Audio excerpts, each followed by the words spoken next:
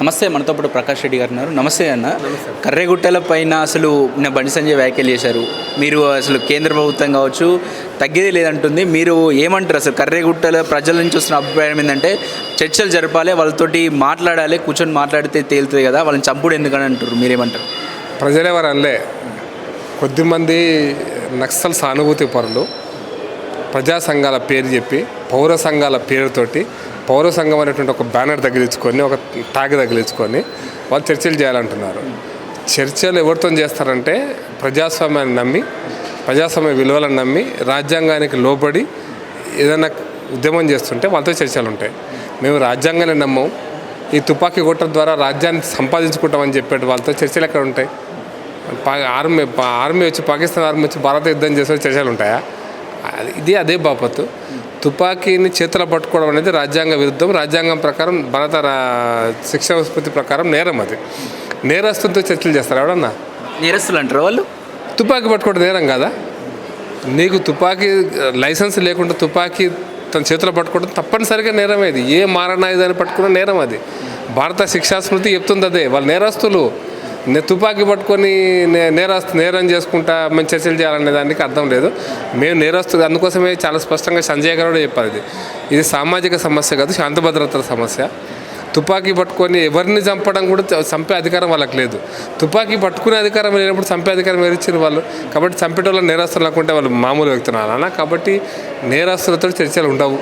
ఇది గతంలో చాలా ప్రభుత్వాలు, చంద్రబాబు నాయుడు కావచ్చు, లేకపోతే వైఎస్ఆర్ కావచ్చు, వీళ్ళందరూ చర్చలు జరిపారు కదా ఈ ప్రభుత్వాలన్నీ.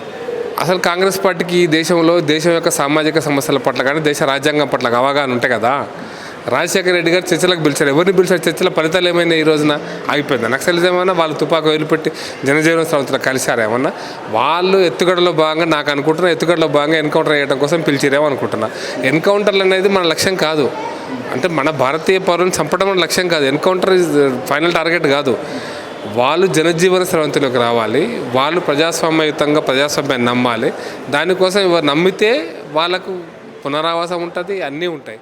నమ్మకపోతే వాళ్ళకు శిక్ష ఉంటుంది, పట్టుబట్టిన శిక్ష ఉంటుంది. పట్టుబడ్డా కూడా వాళ్ళు తుపాకీతో ఎన్కౌంటర్ కాకుండా పట్టుకోబడ్డా కూడా శిక్ష ఉంటుంది వాళ్ళకు. జైల్లో పెడతారు వాళ్ళను. తుపాకీ పట్టుకొని AK-47 పట్టుకొని ఉన్నాయని కానీ నేను ఎవరిని కాల్చదంటే కుదరదు. AK-47 పట్టుకోవడమే నేరం. నేరస్తులకి శిక్ష ఉంటుంది. భారత శిక్షా స్మృతి ప్రకారం వాళ్ళని జైల్లో పెడతారు.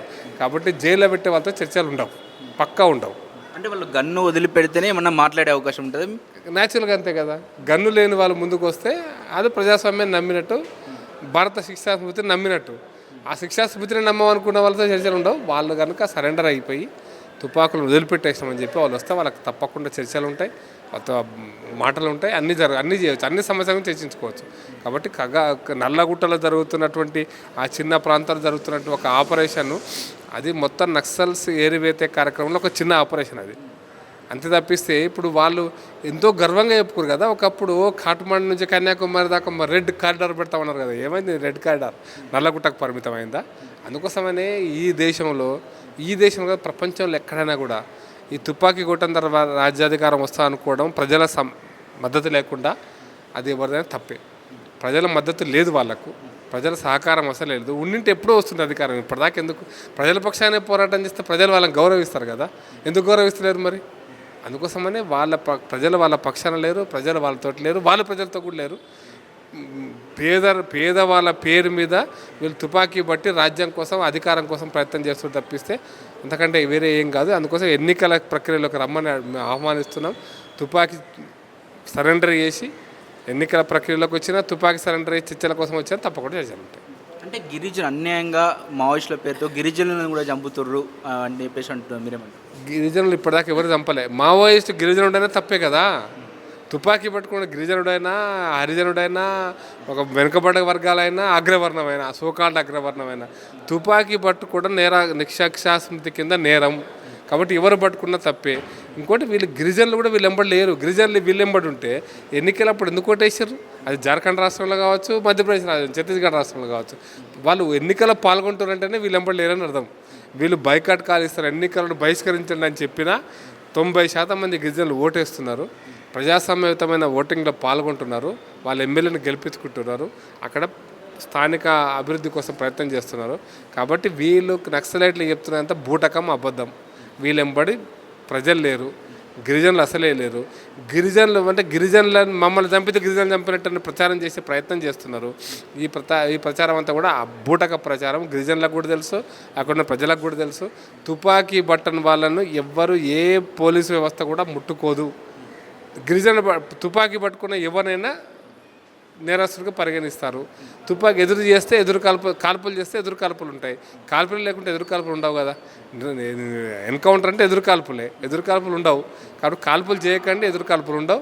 ప్రజాస్వామ్యయుతంగా మనం చర్చించుకోవచ్చు అన్ని విషయాలు. అంటే మీరు అన్నట్టే వాళ్ళు గన్ను పట్టుకుంటే వాళ్ళతో చర్చలు ఎందుకని మీరు అంటున్నారు. సో మళ్ళీ చంపుడు కూడా మీకు ఎట్లా అధికారం ఇచ్చింది? ప్రభుత్వానికి చంపమని ఏమన్నా అధికారాలు ఇచ్చిందా రాజ్యాంగం అని చెప్పేసి అంటున్నారు, మీరేమంటారు? చంపమని ఎవ్వరికి అధికారం లేదు, పోలీసులకు కూడా అధికారం లేదు. ఇదివరకు 4 చనిపోయినట్టు కర్రెగుట్టల్లో. నేను అందుకో చెప్తున్నాను, నువ్వు తుపాకీ కాలిస్తే రివర్స్ కాల్చుడు ఉంటుంది. నువ్వు తుపాకీ లేకుండా ఉంటే నీకు రివర్స్ కాల్చుడు ఉంటూనే ఉంటుంది. నువ్వు కాల్పులు మొదలు పెడితే ప్రత్యర్థి కాలుస్తాడు. నక్సలైట్లు మీద అంత లేదు, ప్రతిఘటించేంత స్థితిలో కూడా మావోయిస్టులు లేరు. వాళ్ళు బలహీన పడ్డారు ఆల్రెడీ. వాళ్ళతో అసలు అంత టెక్నాలజీ వెపన్స్ కూడా లేవు అని చెప్పేసి అంటున్నారు. మీరేమో ఇలా చెప్తున్నారు. ఒక్కలున్న తుపాకీ కాల్చొద్దు. నా చేతిలో ఒక తుపాకీ ఉంది కాబట్టి నేను ఒక్కనే ఉన్నా, ఎవ్వరు లేరు కానీ కాలుస్తా అంటే కుదరదు. 100 మంది పోలీసు వాళ్ళు ఉంటారు, పట్టుకొచ్చి కాలుస్తారు. అది కాదు, నువ్వు ఒక్క పోలీసు మీద కూడా తుపాకీ ఎక్కువ పెట్టొద్దు. బుల్లెట్ బయటికి రావద్దు. బుల్లెట్ అనేటువంటిది ఇంపార్టెంట్. బుల్లెట్ బయటికి రాకుంటే నేను చేతులు ఎత్తి నేను సరెండర్ అవుతున్నా, బుల్లెట్ను పడేస్తున్నానంటే ఏ ఎన్కౌంటర్ జరగదు. నేను ఛాలెంజ్ చేసి చెప్తున్నా. అందుకోసమనే మీరు చెప్తుంది బూటకం, నాటకం.